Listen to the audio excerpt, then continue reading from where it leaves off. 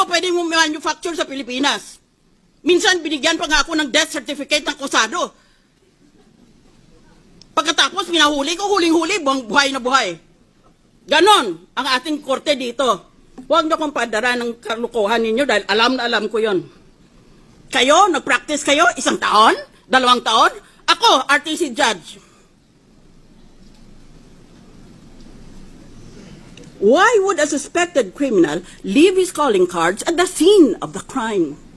Kung noon pa, gusto pala niyang itago ang kayamanan niya, bakit niya ilagay sa pangalan niya? Marami dito sa Pilipinas naglalagay sa ibang papangalan ng ibang tao. Hindi kaya alam ng abogado yon? May master's pa sa Harvard, may doctorate pa sa UST. Ganun kaya siya katanga? Assuming for the sake of argument that there is a preponderance of evidence for the prosecution, the preponderance is not overwhelming. Yan ang Ingles. Hinada ko para sa 2 minutes ko. Wala pala kaming limitasyon. Ngayon Tagalog naman, at hingi na ako ng paumanhin, abansi pa lang, dahil kulang na kulang Tagalog ko. Unang punto, kung matalo ang Chief Justice dito, di ang ibig sabihin pala, ang mga nananalo ay mga honest na tao. Dahil kinondena nila dahil corrupt yung taong yon. Di, palagay din natin na itong mga representante, dahil lahat tayo, we represent the people, isn't that so? That's why we are elected officers. We're supposed to represent our constituencies. Kung hatulan natin may sala yan, di, ibig lang, dahil crooked siya, di ibig lang sabihin tayo, honest tayo. Ngayon, kung lahat pala tayo honest, o marami pala tayo sa atin ay honest, why is the Philippines often, or if not all the time, why is the Philippines always ranked as one of the most corrupt countries in the whole world? Yan, sagutin niyo ako niyan. Nagpapakalinis kayo? Aba kung malinis pala ang mga opisyalis natin at malinis pala sa buong bansa, bakit palagi tayong nililista ng Transparency International as one of the most corrupt countries in the world? Magtitingnan tayo? Sino kaya dito? Yan ang unang punto ko. Pangalawa, tumigil na kayo ng kapapangkapan nyo, mga artista. Merong mga politiko na alam natin kung anong loopholes nila sa SALN.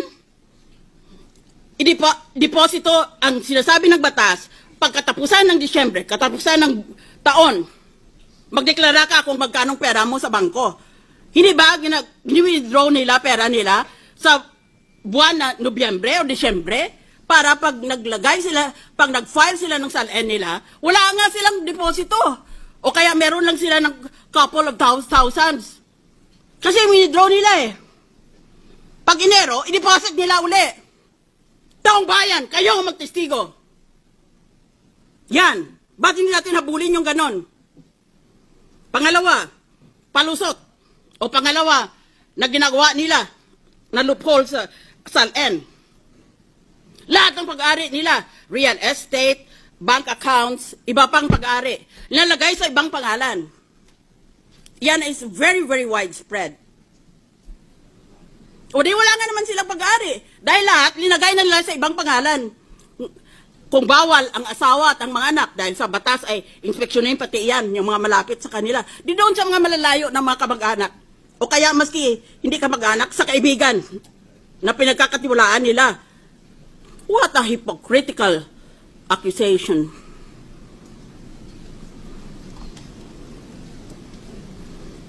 That is a problem with this country. We're all for honest government, and yet the world condemns us as one of the most corrupt countries in the world.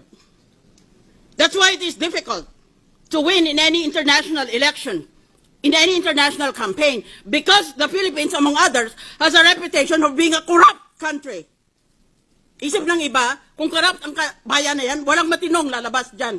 Walang matinong ibubunga yan.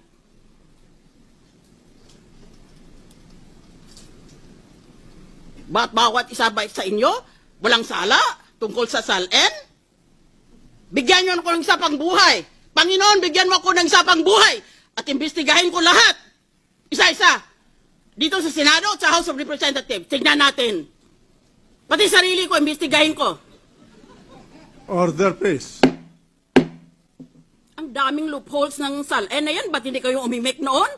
Ba't ngayon bigla na lang kayong so exercised about a loophole? Well, if that is the case, then let us all just put our assets in dollars and know the purpose of the SALN will be perverted or corrupted. That is true. But what about all the other loopholes? Bakit ngayon lang kayo nagalit tungkol sa loophole na yan? Bakit doon pa? Dahil yung iba sa atin, ginagamit yung mismong loopholes na yon. Hindi lang sila ma-impeach. Sunod na punto. Sinabi ko sa umpisa, this is quasi-judicial and this is quasi-political. Yan, aminado yan ng mga authors. Si Professor Charles Black ng Yale, si Professor Raoul Berger ng Harvard.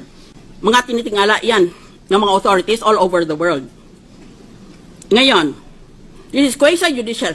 Ibig sabihin, kalahati niyan politika. Kalahati yan, batas. Napakahirap gawin yan. Ngayon, ako, dahil naging RTC judge, ang ginagamit ko lang, ang batas. Wala akong ginagamit sa pampolitika dahil hindi na ako makatakbo ulit. Natawag na ako ng International Criminal Court. Wala na akong kinabukasan sa politika sa Pilipinas. Even if I wanted to, I am prohibited because this is already my second term, consecutive term. Ngayon, ano bang sinasabi na quasi-political? Investigahin nga natin for future impeachments. Anong sinasabi na quasi-judicial, quasi-political? Madaling intindihin ang quasi-judicial. Kalahati niyan tungkol sa hustisya o tungkol sa batas. Pero kalahati yan tungkol sa politika. Anong ibig sabihin ng tungkol sa politika?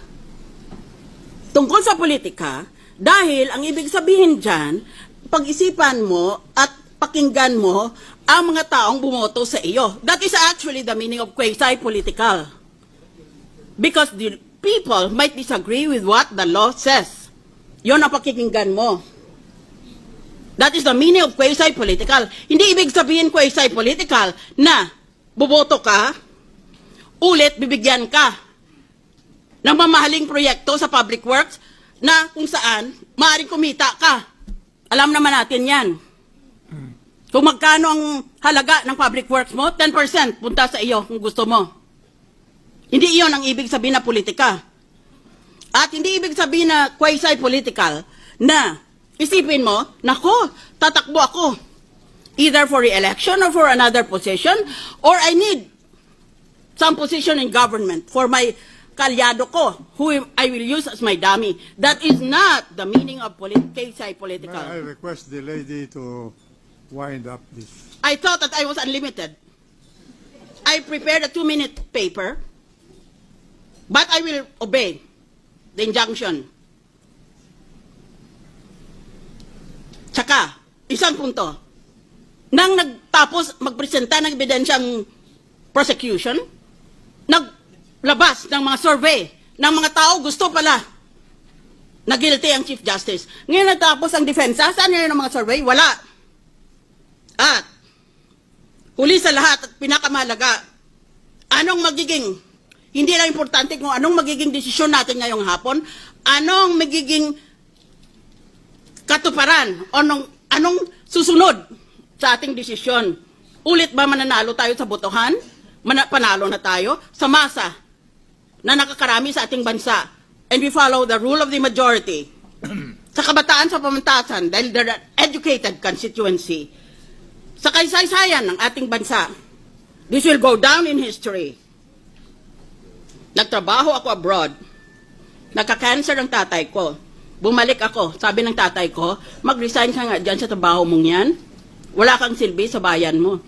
Magsilbi ka sa sarili mong kababayan. Nagsilbing na nga ako. Pero kung ang politika ay mangigibabaw sa batas, wala na rin akong silbi. Bayan, kayo ang maghatol sa ginagawa dito sa impeachment trial. What's your vote? Would you be very surprised if I say that I vote not guilty?